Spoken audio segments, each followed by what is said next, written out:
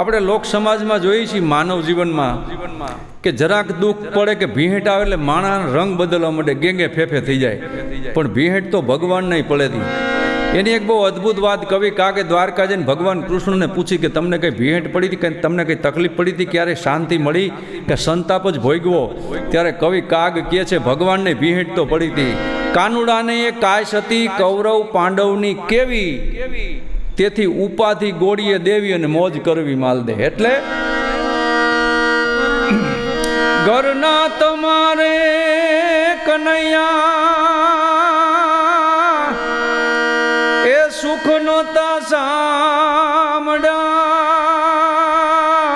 રે, ઘરના તમારે વાલીડા એ સુખ નોતા સામડા રે, એ જ એની નિશાની, એ જ એની એંધાણી દરિયાને તીરે રે, રાણી રૂકમણીના જોને રોષણા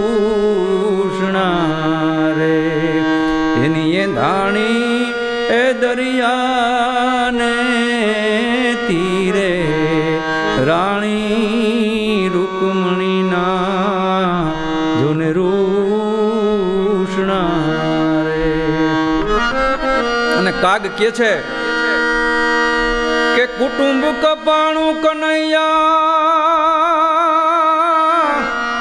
કુટુંબ કપાણું આખું, અને વાલીડા તે નજરે નિહાળ્યું રે, કુટુંબ કપાણું કનૈયા તે આખું નજરે નિહાળ્યું રે, એજી પછી તે દ્વારિકાના જાડવાનો જોયા રે, વનરામાં પોઢ્યા જોને વીટલા